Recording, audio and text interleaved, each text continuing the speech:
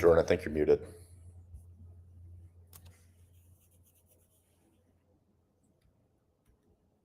I can't hear That's weird. How about now? you. There you go. Yeah. Was I muted that whole time? Yep. What the hell? Okay. How about now? There you go. I think you're good. Yeah. That's so weird. Not sure why that happened. Anyway, welcome everybody to another episode of the Cash Physical Therapy Headquarters podcast. Today, we're going to be talking about an incredibly important topic, vision. Okay, not marketing, not sales, not operations, but the one thing that silently determines the success of all of those things put together. It determines whether or not your practice is going to thrive and grow quickly, or if it's going to stall, or if it's going to flame out.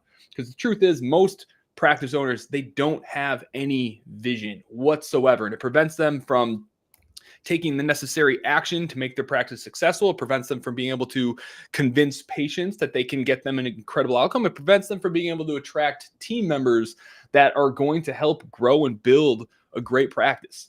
Okay, most successful practice owners, they aren't the smartest. They're not the most experienced. They just have a crystal clear vision of what it is they're trying to build and have a strong why behind it that is compelling and captivating to those they talk to.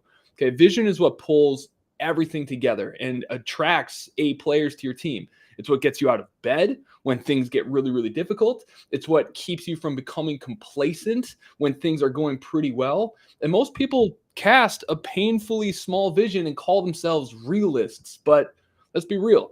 That's just fear and what the ego dresses up fear with to make it seem practical so that we can still feel confident about ourselves. But it's really fear. So in this episode, Ben and I are going to dive deep and we're going to cover why most new practice owners never make it because they're playing it way too safe and disguising fear as practicality, and how vision fuels growth, resilience, and leadership, and ultimately the 6 only scenarios and outcomes that if you're a practice owner, you are heading towards, and it's based off the vision that you've set here today. So pumped to get into all of this just because it's we've never really talked about it, but it's easily one of the most important topics that cash healthcare professionals need to have before they even get into their practice. Yeah, and I think I think there's actually a lot of dangers in playing it safe because actually the safe route isn't safe at all. Being a solo practitioner and just trying to get your caseload full and just treating all the patients yourself and not growing past yourself, that's actually the most dangerous place to be. That's where people are categorized as playing safe. Oh, I won't hire on because that's too risky. No, it's actually the biggest risk is the business owner falling out of love of what they're doing and getting burnt out. And the biggest risk for falling out of love of what you're doing and the biggest risk for burnout is staying solo.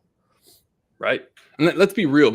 If you're listening to this live right now and you started your practice out of necessity, not because you always dreamed of being a practice owner or an entrepreneur, put me in the comments, because most people that we interact with, they didn't dream of becoming an entrepreneur. They didn't dream of being a practice owner.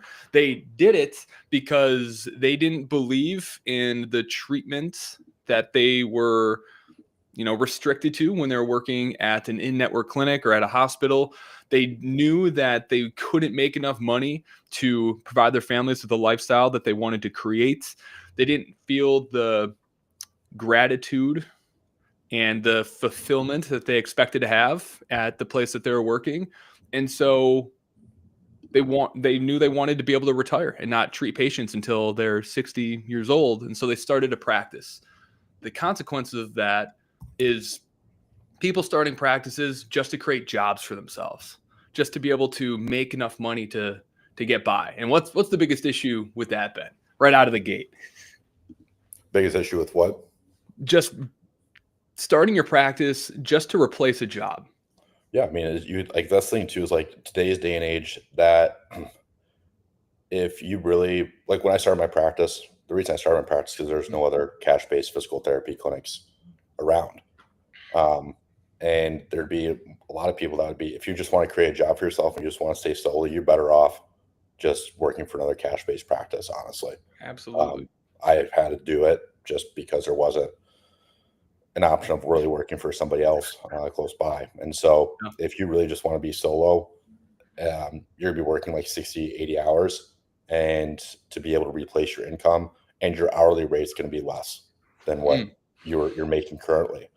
And so, not only that, but you're always going to be plugged in, all that. And you have to be plugged in. You're not going to be able to really be present because you got people, patients, family calling and texting to reschedule, leads Mm. coming in at all hours of the night. You never really can have your mind shut off, at least if you're, working for somebody else in a one-on-one model. You can kind of clock in, clock out with your mentally. Yep. If you're just going to start a practice and start a clinic name and name it your first last name, physical therapy and performance, you're better off not starting it.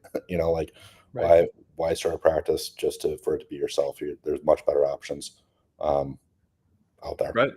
If you don't have a captivating why or a compelling why you're starting a practice that doesn't go beyond money, when things get tough and you realize that you're working 10 times harder for a long period of time before you even replace your former salary, you're going to quit. And not only that, if your vision doesn't go beyond just making more money and being able to provide better, slightly better treatment, you're not going to have the same conviction and motivation and drive and just energy around you that's going to make other patients want to come in and work with you. Now you're just a freelance clinician. You're not building something. You don't have a mission that you're trying to create that others can support. You don't have this magnitude or magnetism of the same level of magnetism that comes from an owner that has a mission, that has a purpose that they're trying to create, who are not only trying to redefine what patient care should look like, but also trying to create jobs for burnt out clinicians that are starting to give up on their careers. Like that is such a stronger why. Mhm. But when you started yours, Ben, was there a deeper why that came before? Like, oh, I just don't want to work at a hospital. Was there anything deeper that kind of drove you and compelled you when you were grinding and working through weekends? Yeah, I mean, it's still part of like the reason like what my why is now too. It's like I just want to have financial freedom and time freedom for my future family. That's really what it was to start out. And I knew like working for somebody wasn't going to be it, and I knew just starting my practice and just staying solo wasn't going to do it either. So I think that's really important when somebody starting out. Like, why are you doing this? Yeah. Because that's why I knew right out of the gate I wasn't just going to stay small, because my why was what's most important to me, and staying small wasn't going to allow me to do that. It was actually Mm. going to counteract that. I wasn't, maybe I'd have a little bit more financial freedom, maybe a little bit more, but the time freedom was actually going to be worse than if I just worked for somebody. So I'm like, I've got to scale this. I've got to Yep. go into this knowing that I'm going to scale it.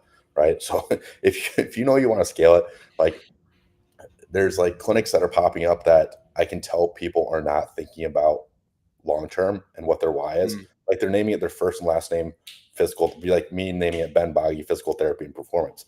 Right.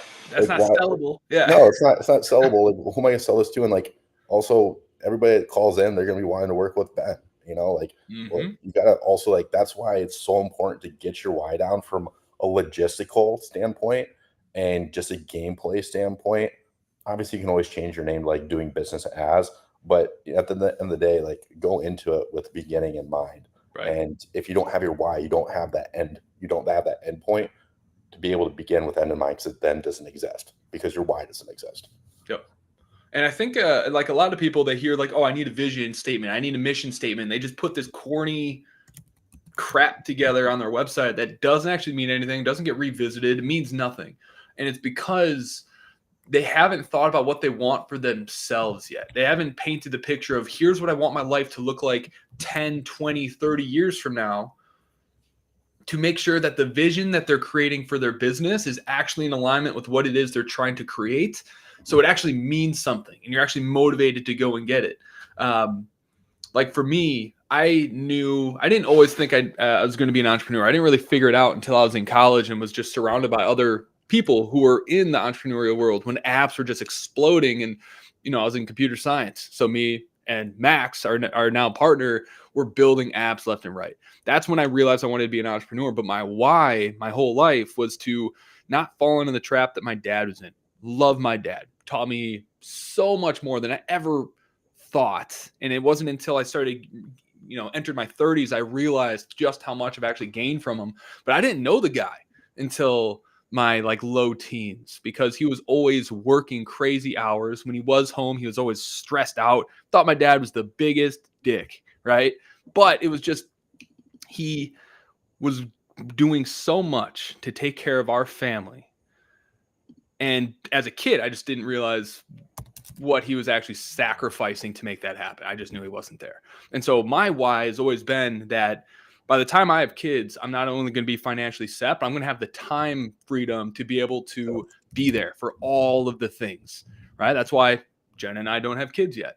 We want to make sure that we have real estate set up. We have passive income coming in that is going to fuel our lifestyle so that we don't have to work regular jobs and regular hours so we can be there for our kids. That is my why. And the vision of Clinical Marketer was built around how do I make that lifestyle possible for us through the service of other people. Right. And that's exactly one of my biggest whys too. Like, what is all this for if you don't have the time freedom? Mm-hmm. Right. And it's also like we spent so much time developing the frameworks and the skill sets that allow us to improve other people's lives at scale, which is nuts. In order for us to be able to impact as many people as possible, you and I, with the skills we have, need time and space to figure out exactly how we're going to do that, which means we don't have to work the hours other people do. Most of our job is thinking, which is a beautiful place to be. That is the job of the CEO, to think.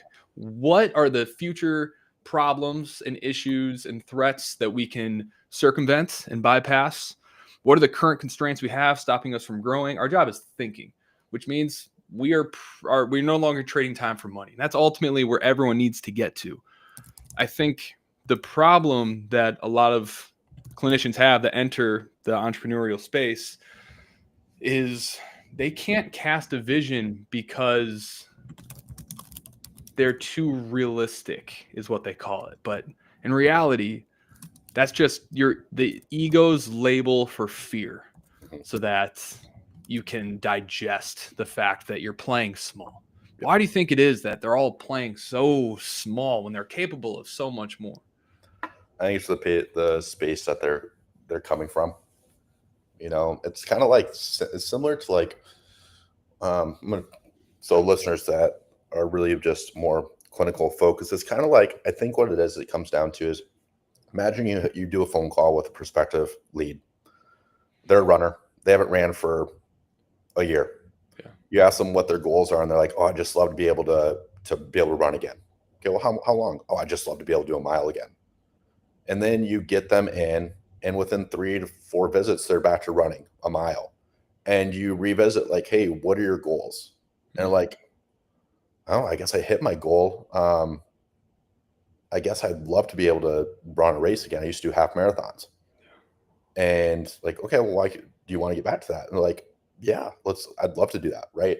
And now they feel like they can do that. That's possible because they're further along in the journey. Right. They thought that running, because they haven't been able to run for a year, they thought being able to run a mile was this big mountainous task. But in reality, we knew as clinicians that wasn't going to be a hard goal to reach. And we had to get them back to running that mile for them to be able to see that they could run a half marathon. Because if we would have asked out of the gate, like, "Hey, do you ever want to get back to a half marathon?" They're not even contemplating that. They just view it as like not even possible. Right. It's not realistic. Not realistic, right? But we know as clinicians, like, there's no reason, a 30-year-old that's not overweight, generally healthy, eats healthy, takes care of the body, can't, do a half marathon, right? And so I think it's just some people just are so far away from that reality that they just don't think it's possible. And so they have to take these micro steps to do it. But I think what helps people the most is getting around other people that have already been able to do that, right? Then they can see, like, hey, if they can do it, why can't I? Yeah. Right. And so first, if you're just on an island, things are going to that reality is going to seem impossible. But when you're surrounded by other people light years ahead of you, you're like, okay, this is possible. Right. So you're going to set different goals. But curious what your thoughts are on that. Yeah, it's actually you reminded me. I'm reading this book that Max recommended to me. It's called Wanting. It's all about. It's written by this really successful entrepreneur, exited all of his companies, and it's called Wanting. It's about mimetic desire and why people want what they want, and most people want things that they don't actually want simply because other people want them. Mm. And so I think a lot of people, they have this really small vision because without realizing it, they have put a ceiling on what they believe to be possible based off of how far people in their lives that are close to them have grown. Because everyone subconsciously is afraid of outgrowing their own inner circle. And so if your parents have only achieved a certain level of success, if your friends have only achieved a certain level of success, that is the standard that you've set for yourself.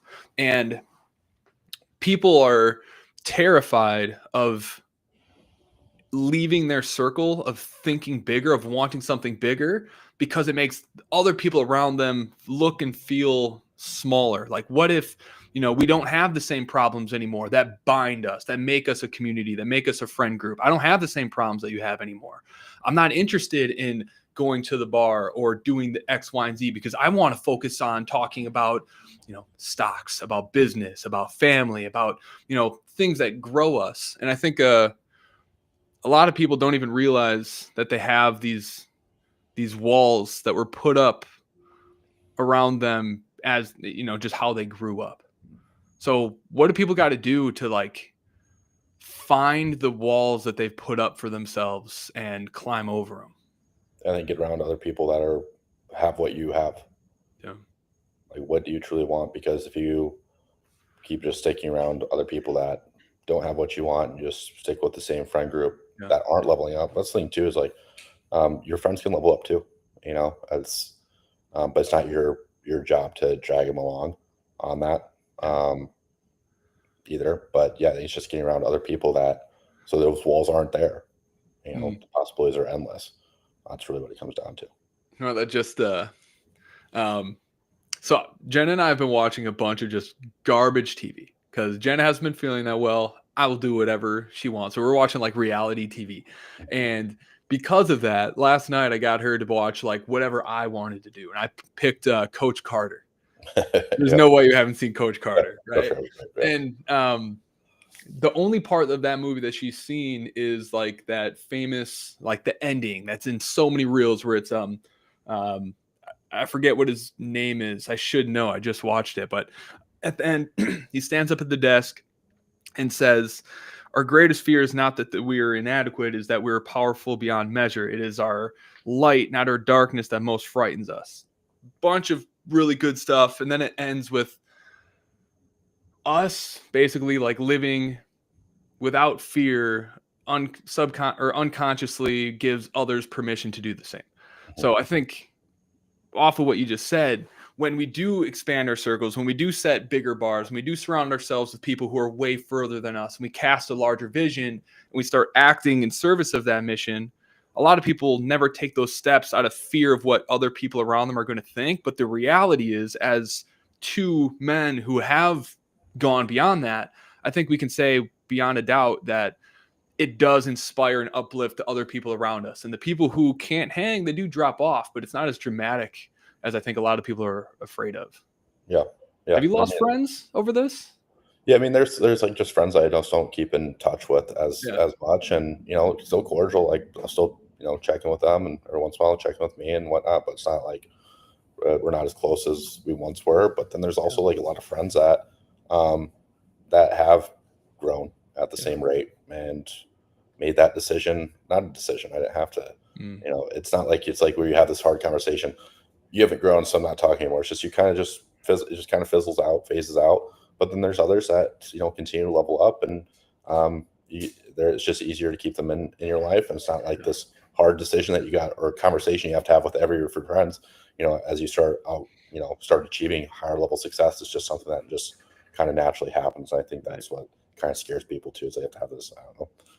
Right.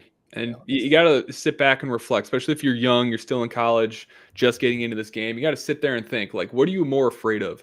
Outgrowing some friendships that have been in your life forever, or still being the same person you are right now 10 years from now in order to hang on to that one friendship that may have still hung in there if you had gone all out on your dreams and your vision. Mhm. You know, like that to me is it's hard to say that it's a fear because it won't ever happen to me, but it's like I can't imagine a sadder outcome of my life just to end up on my deathbed exactly who I am today, having not gone all out and did every single thing I can to be not to make as much money as I can, but to be the best version of myself I can be, which isn't the richest version of myself either. So everyone's got to figure out, like, what is that thing? What is that why? What do you want? What is that vision? And then figure out what are all the things holding you back from that. And if you say you're realistic, F you a little bit. Like, we've gone to the moon. We have AI that is taking over the entire world. Like, every sci-fi fantasy in the last 50, 60 years has started to come true. We even have like levitating cars. I just watched a video of a tourist in China this morning, and there's robotic pants that you put on. It's just a really simple, really lightweight. It was like 2 pounds, and it allows hikers to climb up mountains for hours without getting tired because the robotic legs do most of the work. That exists today. None of that was realistic. So whatever standards and barriers you're putting on yourself, like, makes me mad. Like, break through that and realize what you are capable of if you let go of that fear and those walls that you unknowingly put up throughout your life. Yeah, I was just it was earlier. I think it was late last week or early this week. Went out on my patio and looked up, and Elon Musk is shooting a rocket across the skyline. It's just like it's yeah. Do you think that was realistic? So that's why that's how we develop and progress as a civilization, as people that don't set those barriers of what's realistic and what's not. Right. And realize, like, everyone's afraid of like failure, but it's like, you're not gonna die. Okay. Even if you lose a bunch of money, have to start over, and you're 30 years old, like, you have so much time. I was talking to my friend Carly, who just turned 33, and freaking out over like calling herself so old because she is like the older one in our friend group. And I say, Carly, remember like when you were 20 years old and you thought like, okay, I have 10 years to build this extravagant life by the time I'm 30? And she's like, yeah, think about how far you've come in those 10 years. Okay, now picture this. You're 33 right now with all of the skill sets that you have now, and you have another 10 years. Like, how much further are you going to grow in your life? How much like exponential growth are you going to have starting today from zero on the scoreboard, but now you have this knowledge? It's like, there's so much time. You can mess up so many times and start over so many times. As long as you learn and don't stop, like, there's no way that you don't win eventually. Anyway, this is about vision, but like, cast a bigger vision. Don't be afraid. Get around people who think bigger than you. Realize that you're not made of glass.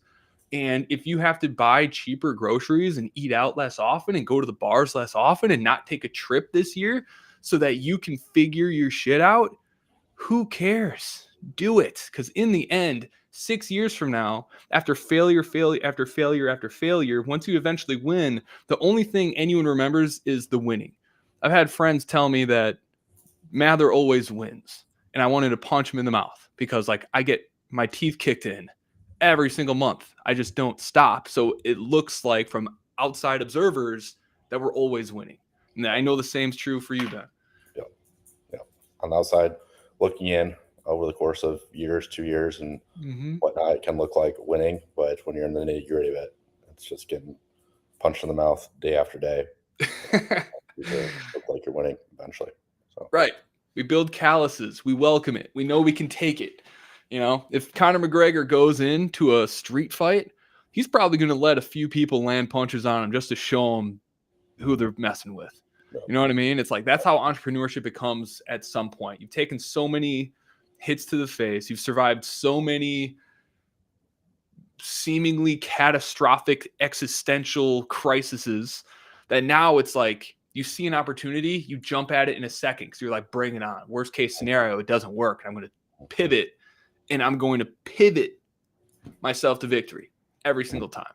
Yeah. Anyway, that was a little bit of a tangent. Got a little passionate about that one, but it's such a sad waste of human potential, because people are capable of so much more, but they just don't realize the limitations they put on themselves that they only have because of the mimetic nature of human beings that they don't realize. They're just mimicking the people that are in their environment. And if you just change that environment, your vision, what you think is possible, the things you do every single day, the things you value, everything changes. So read up on your psychology, get into personal development, reach higher. All right, I digress. Okay, let's let's close this thing up with some facts. Okay, if you're starting a cash practice and you're trying to figure out what it is you want, what can you actually accomplish, there are only 6 outcomes that we have seen and been able to kind of map out that are inevitable if you're starting a cash-based practice. Okay, there's 6 of them, and there's only 3 that to us make any sense if you're going to start a practice and have any hope of attracting a great team and building what is actually, a great business that can sustain you and your family long term. Number 1 is the job trap. Ben, you want to explain the job trap? Yeah, from my understanding and how I view it anyways, you can correct me how you view it, is you're just so comfortable in this job, and you get a steady paycheck, and clock in, clock out, and that's it. And because you're so comfortable that you never leave because you're comfortable and you don't want to deal with the uncomfortableness. So you get trapped, and so you stay there. There's something to be said too, like, are you happy? Like, entrepreneurship isn't always right for everybody. You gotta also look at, are you happy as well? And if the job makes you happy, then there's no shame. And if you're happy and you're able to achieve your why, that's the thing too, is my why does not need to be your guys' why, and your why doesn't need to be my why. So if you're in a job that you're happy and you're okay with the money that you're making and you're able to achieve your why within your life, why change, right? But if you find yourself that you're not achieving your why, you aren't happy in your role, but you're comfortable because you're getting a consistent paycheck, that's the job trap to me. Yeah. So just because you have a job doesn't mean you're trapped. You could be very well trapped in a business. It really comes down to your why and what you value. So that's a good frame to put around it. You don't have to do any of this stuff, but a lot of people, as you said, they put themselves in a worse situation because they don't aim high enough, and then owning their own business becomes the worst job they ever had, because some months they're making less than ever. Maybe they don't even pay themselves, but they're doing the marketing, they're doing the sales, they're having the stress and the existential crisis of can I support my family on this? And it's so much weight to carry. And the only reason you're stuck there is because you just didn't have a big enough vision. And if you don't have a big enough vision, you're not asking the right questions. If you're not asking the right questions, you're not finding the right solutions that would make your life way freaking easier. Okay, so that's the first one. The second one is the burnout exit.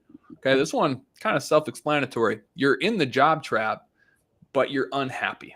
Okay, you can only stay in the job trap if you are content and happy with what you have. When you eventually shut down your practice, you just shut it down. You can't sell anything because you are the business. You're basically just a freelancer, and you get maybe what you saved up when you're ready to retire. But the burnout exit is when you have that job, but you can't make it to retirement. You hate this. You hate your life, and you're just like, all right, done with this. I'm going to go get another job or join someone else's team. I'm going to go live in Tulum for a while on a budget, whatever. Okay, this is when people just fizzle out and have nothing to sell. They get nothing for their efforts. Outcome number 3 is the lifestyle practice. Ben, I know you love this one. Yeah, the old lifestyle business that's not lifestyle at all. I'll preach it to the moon on how such a pipe dream it is. Lifestyle businesses where you start your business, you've got a full caseload, you're seeing 20, 25 patients per week. But it's kind of like we talked about earlier in the podcast. doing all the canceling, you're doing all the rescheduling, you're getting texts on Saturdays, on Sundays, so people need to move their appointments on Mondays. You got leads coming in on Saturday, and you know that, hey, if I get to this lead quicker, the likelihood of them converting is higher, but I want to be present with my family. But now I'm thinking about this lead that came in and how I should be calling them, but I don't want to call them because I'm not being present with my family.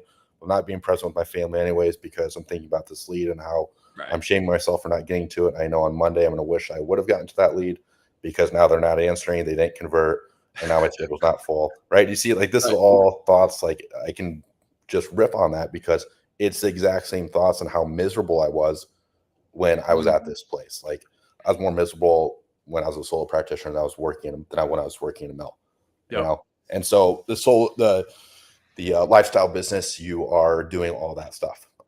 And your hourly rate's actually less than what you're working for somebody else because you're working 80 hours to make maybe 5 to 10 grand more. You're working twice as many hours for a 10% bump increase, all in the name of, I want to be able to treat patients one-on-one. It's not worth it. And yeah, it's the biggest scam in the online coaching and agency space is like build this lifestyle practice where you just treat patients, make more money, life's great.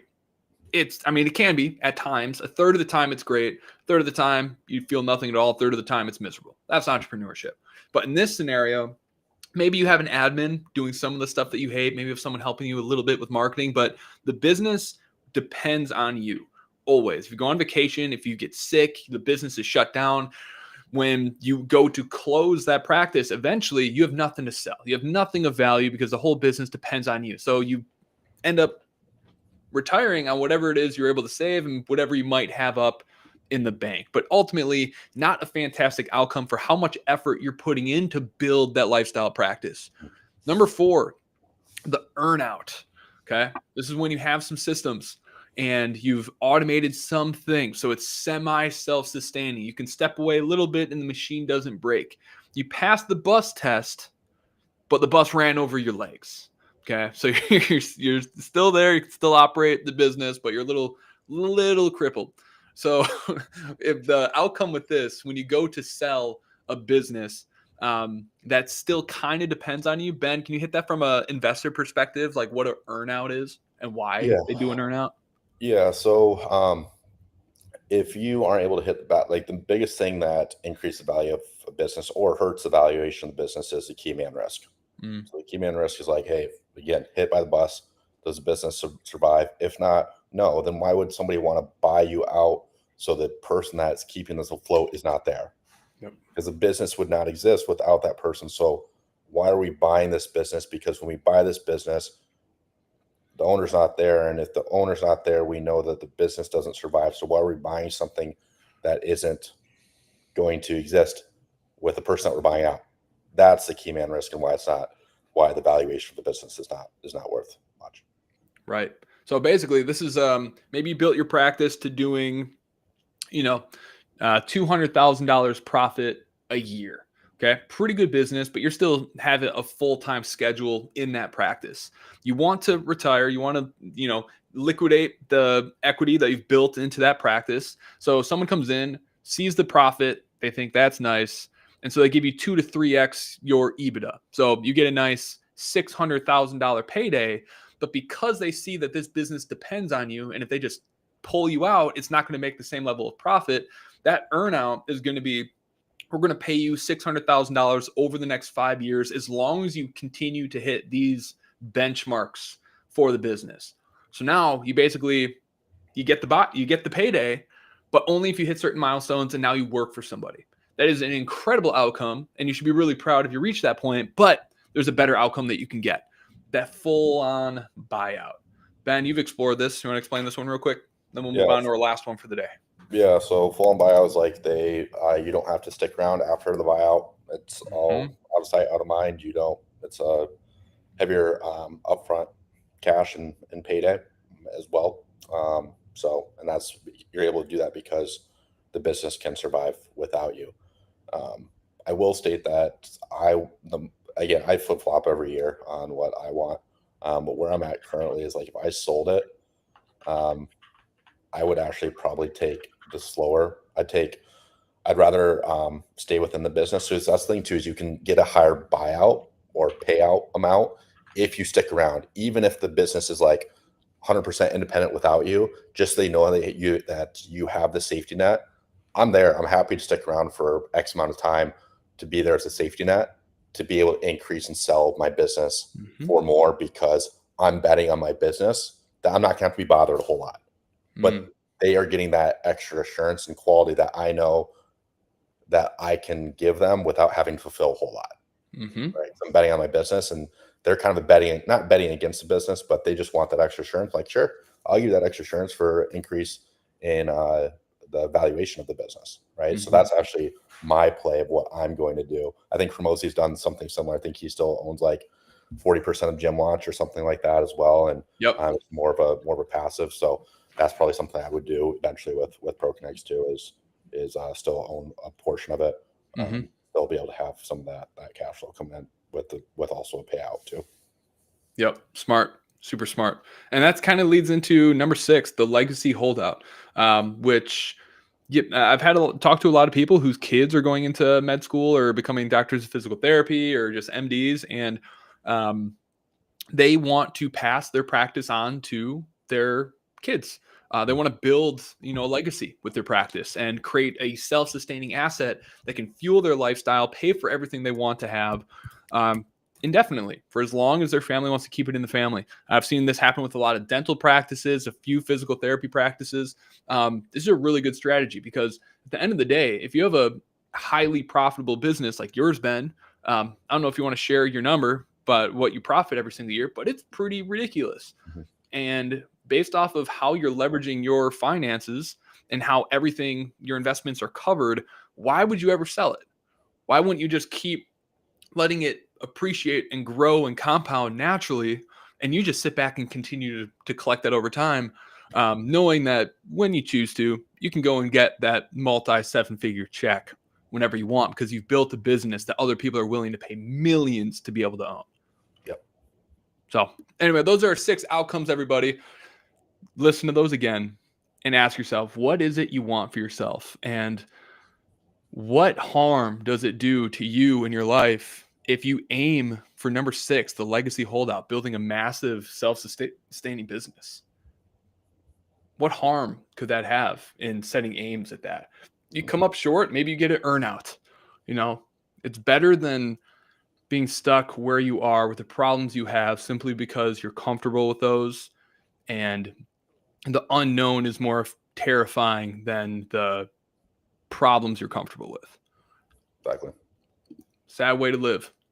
Yep. Guys, if you want to build a highly profitable and scalable cash practice, go to clinicalmarketer.com, fill out an application so that Ben and I can review your business, give it an audit, and figure out if it makes sense for us to partner up and help you scale and build your own self-sustaining practice. Ben, any last words of wisdom?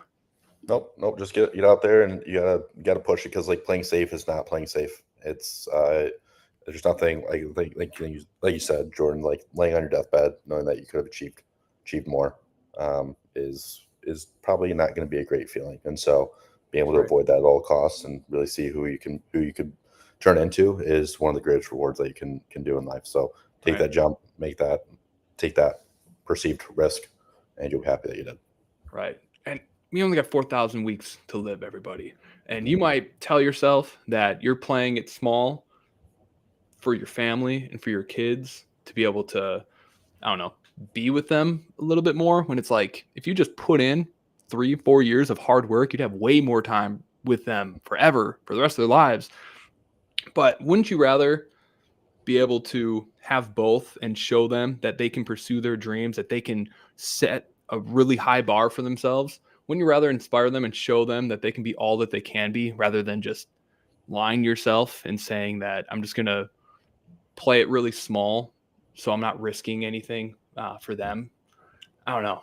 I don't understand that side of thinking, but we don't got to go into that. We'll leave it right there.